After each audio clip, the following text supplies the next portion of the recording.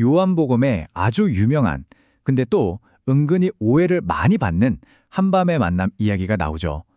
오늘 바로 이 대화의 베일을 한 겹씩 벗겨보면서 그 깊은 의미 속으로 한번 푹 빠져 들어가 보겠습니다. 사람이 늙으면 어떻게 다시 태어날 수 있습니까? 이 질문 정말 당혹스럽지 않나요? 이게 바로 오늘 우리가 풀어볼 핵심 미스터리입니다. 아니, 당대 최고의 종교학자라는 사람이 왜 이렇게까지 혼란스러워했을까요? 자, 그 이유를 한번 자세히 들여다보시죠. 우선 이 은밀한 대화의 주인공 두 사람부터 만나봐야겠죠. 한 명은 물론 예수님이시고 그리고 다른 한 명은 바로 니고데모입니다. 니고데모, 이 사람은 정말 보통 인물이 아니었어요. 일단 바리새인이었고요. 당시 유대 사회의 최고 위결기구, 그러니까 지금으로 치면 대법원 같은 산헤드린의 공회원이었습니다. 심지어 이스라엘의 선생이라고 불릴 정도로 존경받는 최고의 학자였죠. 그야말로 당대 최고의 지성인, 엘리트 중에 엘리트였던 겁니다. 그런데 정말 흥미로운 지점이 뭐냐면 그가 예수님을 찾아온 시간이에요. 왜 하필 밤이었을까요? 물론 다른 사람들 눈을 피하려고 그랬을 수도 있죠. 하지만 요한복음에서 밤이라는 시간은 종종 영적인 무지나 어둠을 상징하는 장치로 쓰이거든요. 그러니까 이 만남의 시간 자체가 니고데모의 영적인 상태를 슬쩍 보여주는 셈이죠. 자, 이제 이 대화 전체를 미궁으로 빠뜨린 바로 그 오해의 지점으로 넘어가 보겠습니다. 놀랍게도 이 모든 혼란은 딱 한 단어에서 시작됩니다. 바로 헬라어 단어 아노텐입니다.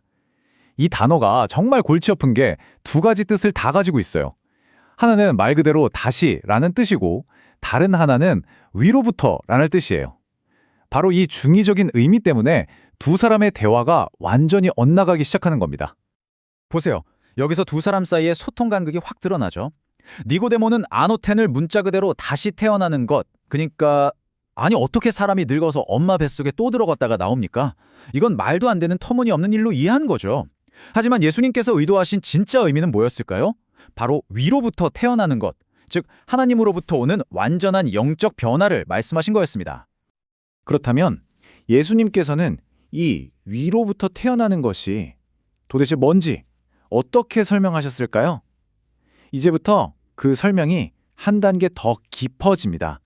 예수님은 이 오해를 바로잡기 위해 이렇게 말씀하세요. 물과 성령으로 거듭나야 한다. 이게 바로 수수께끼의 열쇠였죠. 사실 예수님은 이스라엘의 선생이라고 불리는 니고데모라면 이 표현을 구약 성경을 통해 이미 알고 있을 거라고 기대하셨던 거예요. 바로 이 구절을 떠올렸어야 한다는 거죠. 구약 에스겔서에 나오는 예언인데요. 여기서 맑은 물은 정결하게 씻는 걸 의미하고 새 영은 내적인 변화, 그러니까 돌처럼 굳은 마음이 부드러운 살처럼 되는 그런 새로움을 말하거든요. 예수님은 바로 이 개념을 끌어와서 말씀하고 계셨던 겁니다. 이야기는 여기서 끝나지 않아요. 예수님은 또 하나의 기가 막힌 중의적 헬라어 단어를 사용해서 비유를 드십니다. 바로 푸뉴마라는 단어인데 이게 바람이라는 뜻도 되고 영이라는 뜻도 되거든요. 이 비유가 성령의 역사가 어떤 건지 정말 명확하게 보여줘요. 한번 생각해 보세요. 바람, 눈에 보이나요?